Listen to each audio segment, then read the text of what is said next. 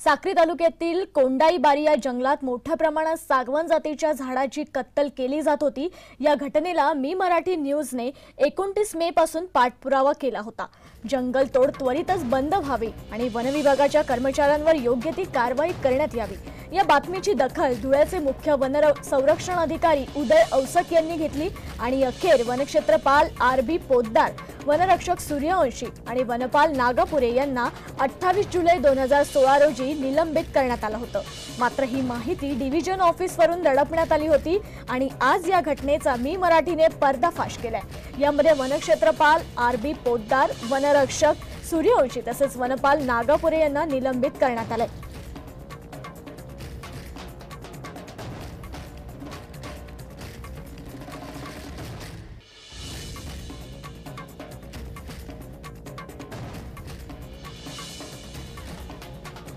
तर धुळ्यात मी मराठीचा इम्पॅक्ट इथे दिसून येतोय।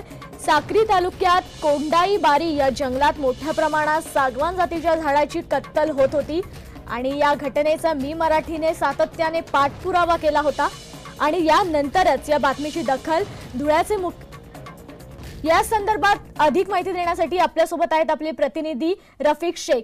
रफिक, मी मराठीचा हा जो इम्पॅक्ट दिसून येतोय यामध्ये तिन्ही जणांना त्याच्यामध्ये निलंबित करण्यात आलंय, तर एकंदरीतच काय माहिती आहे?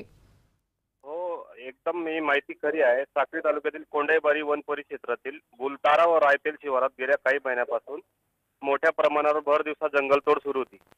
या संदर्भात जंगलतोडवर बंदी यावी व जंगलतोड करणाऱ्यावर कारवाई व्हावी यासाठी वन विभागाच्या अधिकाऱ्यांना वेळोवेळी माहिती देण्यात आली होती। मात्र वन विभागाच्या अधिकाऱ्यांनी कोणतीही दखल घेतली नाही व जंगलतोड करणाऱ्याला खुला पाठिंबा देण्यात आला होता।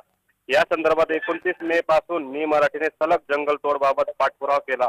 त्यानंतर उदय औसक वन संरक्षण धुळे यांनी 28/7/2016 रोजी वन क्षेत्रपाल राजेंद्र पोद्दार, विठ्ठल नागापुरे, काशीनाथ रामचंद्र सूर्यवंशी या 3 अधिकाऱ्यांना निलंबित करण्यात आले होते। मात्र ही माहिती 1 महिन्यापासून दडपण्यात आली होती।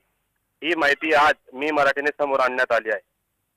धन्यवाद रफिक शेख, तुम्ही दिलेल्या माहितीसाठी। तर ही माहिती डिव्हिजन ऑफिसवरून दडपण्यात आली होती, परंतु मी मराठीने पर्दाफाश केल्याने यामध्ये दरम्यान अधिकाऱ्यांनी या संदर्भात काय माहिती दिली आहे ते पाहूया। सागवानचे झाडं तोडणं चालू आहे, तिथं कोणीही कर्मचारी लक्ष देऊन नाही राहिलं। आम्ही काल रेंजर साहेबांना आमच्या गाडीत बसवलं आणि त्याच्या समोर दाखवलं किती गाड्या चालू आहे, किती तोड चालू आहे। तो समोर म्हणतो की मी काय करू शकत नाही असं स्वतः म्हणतो, तर याच्याकडे कोण लक्ष द्यायचं?